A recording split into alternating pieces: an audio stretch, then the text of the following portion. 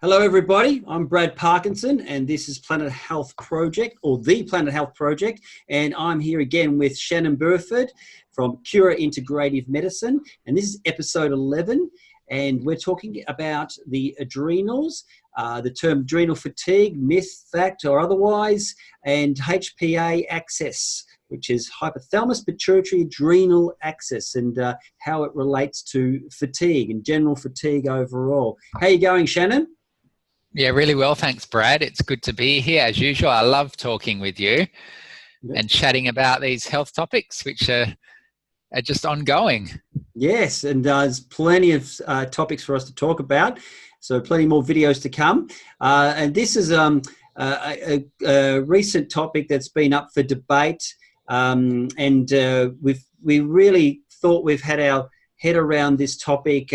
We got taught it very specifically in our education, and there's quite a lot of different views on this now. But like you keep saying in different discussions, you've got to bring it back to the naturopathic principles and how it applies to the general patient out there that we see in clinic. And then when we do see patients in clinic, what we quite often learn or have learned is very different to how we treat patients in practice. So you're very experienced in this area, so I'm sure you've got plenty to say on the matter. So yeah, adrenal fatigue, HPA axis dysregulation, the adrenals and the relationship to fatigue. What's it all mean? Yeah, and it's just a term really, and probably some people have come to watch this video because they may have pumped into Google adrenal fatigue, or at the end of the day, you're probably tired, you're probably exhausted, and you're wondering, is there a reason why I'm feeling this way? And it's a giant big umbrella over the top of a lot of different things. Can be related to glandular fever virus, or maybe you're on the tail end of a virus, cytomegalovirus, nutritional factors, malabsorption, parasites, chronic infections, low-grade infections. Maybe you're not sleeping because you've got a baby and you're running on empty, and it's been going on for 2 months where you're only having 5 hours a night sleep. And it goes on and on and on. But anyway, adrenal fatigue, adrenal exhaustion, adrenal insufficiencies. It's something to do with adrenaline or cortisol or the adrenals. Mm-hmm. Yeah, so what's the term? That's basically the term. Yep. And you want to feel better. You're wondering, how can I feel more energy? Mm-hmm. How can I get this better? All right. Well, yeah, look, it's, I think people who have come to this video should have a good idea of where we're at with it, and the numerous terms and so forth. Like you said, most people will type in adrenal fatigue, and have heard that term. That's been around for a decade or so, and quite, we relate that to stress and stress mechanisms. And speaking of mechanisms and perhaps causes as well of the adrenals or excess cortisol and what's going on there, would you be able to elaborate a little bit on the causes and mechanisms behind the fatigue that people are feeling? Sure. So, of course, doing a wide array of tests, functional tests, can show a lot. So then you can draw on different factors that will be influencing their fatigue.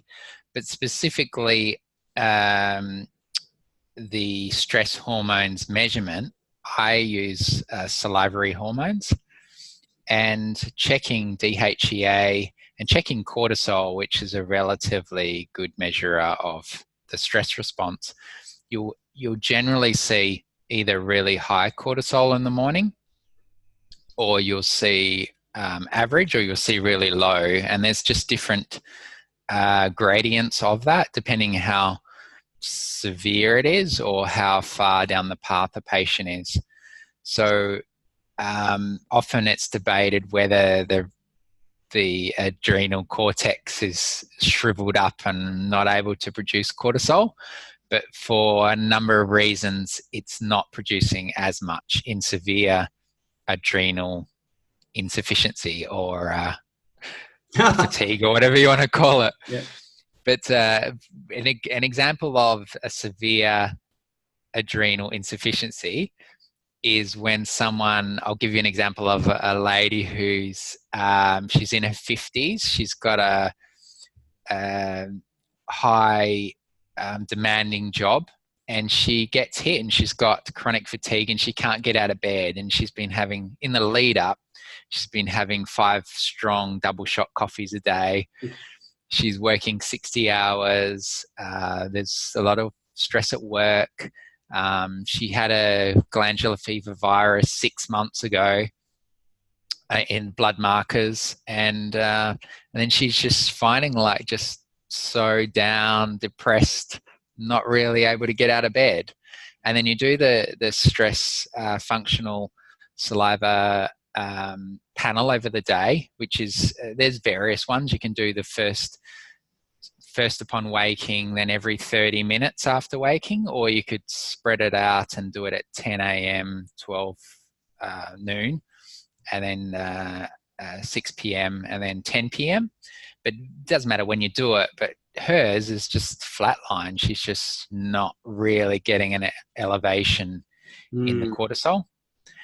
And so she doesn't have the drive, and I guess her body is feeding back and saying, you need to rest.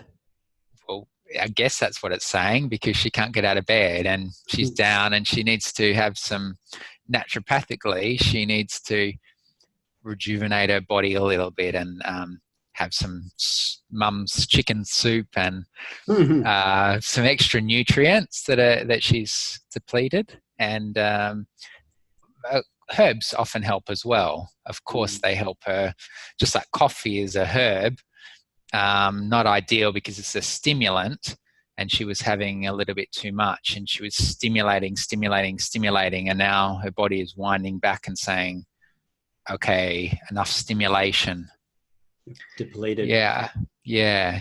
I guess, is that answering the question? Great. And I think from what I know, look, you mentioned an interesting point about regular testing throughout the day with cortisol. Also, too, I think it's very important. I think there's a very small window if you're doing morning cortisol testing, like only of about 20 minutes or so, too. So I guess it's important that patients are really on to it when as soon as they get up, they do the test. Like all the testing that we constantly mention on this program, is that you take it in conjunction with all your good case taking and case history, and then you do a good naturopathic assessment of the patient, and whether we get specific pathologies that come through from testing, or we're looking at different markers. It's not just about those, it's always about the patient and that holistic picture as well. So I think you touched on that very well, and like things like you're saying, like the sleep, overworking, stimulants, and one you've touched on a couple of times, infection, and that viral infection or post-viral picture that we often see in clinic that accompanies fatigue, really ties in here well with it too. And we know with there's more and more evidence supporting looking after the immune system in relation to stress, and with adrenal function as well, and suppression of cortisol as well too. So what we're finding more and more out too with our herbs, which we'll go into in a minute, is that the adaptogen herbs commonly used in practice for treating this condition are very beneficial for the immune system, especially long term.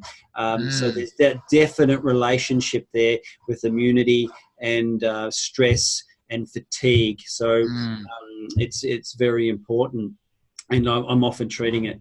I think we all treat stress on some level, some way in practice with most of our patients. It's definitely a factor we have to consider. And also, I don't know if we've mentioned inflammation as well. And then it's a bit of a chicken chicken or the egg? So is it because of the infection causing the inflammation, or are other things driving it as well? And then there's a depletion in the immune system, and then the infection comes on board. Yes. Yep. Yes. Yeah. Look, and that's a whole, that you open up a bit of a can of worms there, because I was about to get excited and go into a whole different viewpoint on how stimulating the immune system can I nearly said the V word there, but I won't go into that, because I see a lot of people that get their immune system stimulated even in a small amount, and it can really make their overall well-being compromised and hard to cope with other things coming into their life. So whether it's other stresses or other exposure to disease. But all right, that's great, Shannon. Thanks for all that information on the causes and mechanisms. So now, what can be done about it? What can we do as naturopaths? And what's the best course of action for patients? It's a great question. It's so broad as well. So I guess you could easily just jump on. It's human nature. We want a quick fix and we want a quick answer. And sometimes we have to, as a practitioner, we're always trying to help you and help you understand. So the message can kind of be lost because we'll oversimplify it sometimes and just throw a term at it like adrenal insufficiency or adrenal fatigue. It's much behind that is a huge umbrella, as we've already said. So if you're searching about and you're looking for a quick thing, and you might come across on the internet a bottle of Adreno X CX or Adreno Fix or something like that, it's going to help maybe for a short time, but it's probably got some adaptogens in it. There's no one fix. And that's the biggest thing that a naturopath can help you with, is working out what it is specifically for you. And person A, it could be infection and getting on top of the infection. Or person B could be, and it's not usually one thing either. So getting those couple of things. Yep. But simple things is usually, it's been going on for a while, and you may have gone into the habit of going, I'm going to have an extra coffee. I'm just going to, or maybe once the kids are in bed, I'm going to stay awake an extra couple of hours because I love my own time. And you might start going to bed 11 o'clock instead of 10 or 9. And then you start burning the candle that you have that extra less hour. And it's kind of feeding back into basics. What about you, Brad? What can you add? Well, look, I think we've touched on a few things as we've been speaking, but sleep is, definitely got to get that right. And a lot of people know that, but they still do things like stay on screens or spend a lot of time on screens, and then they might be on a screen prior to bed. And it's a bad habit to get into because of the whole melatonin connection there too. We now have lots of evidence showing that our melatonin depletes, and the melatonin is important not only as something to help us switch off at night, but also as an antioxidant within the gut, and it plays a critical role in mediating our temperature throughout the night as well, which helps us get into a deeper sleep too. So that's very critical there. Staying away from your stimulants, and that includes chocolate. A lot of people go from the coffee to the chocolate, and we'll munch on the chocolate at night, and we all love our chocolate, but it's in moderation. And I think just regulating your fluctuation of blood sugars too throughout the day, I think is critical. And I do this with most of my patients, and most people, just look at kids' parties with all the sugar around. Most people come up with a sweet tooth, or just know really that flavour of sugar. And as herbalists, we learn about these sour flavours, the bitters, and I really try and educate my patients into learning about these other taste sensations, and then having something like protein early in the day to balance their blood sugar levels, and stop that seesaw of having to go for the sugar just to pep themselves up, and then they crash again, and they constantly go up and go down, and it's the roller coaster. So I think that's, you know, a good way of looking at things, and yeah, we can go on about diet and its relationship to fatigue and the adrenals and everything all day. I think, you know, just eat fresh fruit and veg with vitamin C is another one too. So you know, there's plenty there to talk about, and hopefully that gives everybody a good a bit of insight into what's going on there. And you know, it's an area, endocrinology is the study of the glands of the body, and the adrenal gland obviously is part of that. And as naturopaths, we're very good at the physiology or pathophysiology, which is the disease state of the human physiology. We really get right into that, and you know, in addition to like our biochemical pathways and so forth. And we do have a really broad understanding of the endocrine system and its relationship to things like the immune system and the nervous system, especially in general. And this is where a specialist sort of loses track in many ways when a doctor sends someone off to an endocrinologist, whether they've got a thyroid issue or they might have an adrenal issue. They can be very narrow focused sometimes, and they're not considering the immune system. You know, that's an immunologist will worry about that. You know, this is where it's very important that you have a holistic approach, a broad understanding of all the systems coming together, and being able to treat the whole person. So, yeah, I think that wraps it up nicely. What do you think, Shannon? Sounds good. Stay tuned. Stay tuned for the next episode. Yeah, well, thank you so much for your insights. And again, you're coming from so much experience, which is what I love. Every time you talk and we get you going, and you start spilling out the information, it's really coming from a place of experience. And that's what I love about you, Shannon. It's really good to sit back and learn and take it all in. So that's great. And I think we'll end it there. So everyone, you can find me at bradparkinson.com.au or Brad Parkinson Naturopath on Facebook. And where can they find you, Shannon? They can find me over in Perth, Cura Medicine, CURA medicine.com.au. And everybody, please, if you've got a comment, put it below in the chat box, your take on adrenal fatigue or exhaustion or whatever you want to call it. Adrenal insufficiency causing fatigue. Yes. All right. Okay. Well, that's it for Shannon and myself. And we'll see you next time. Bye for now. Thank you. See ya.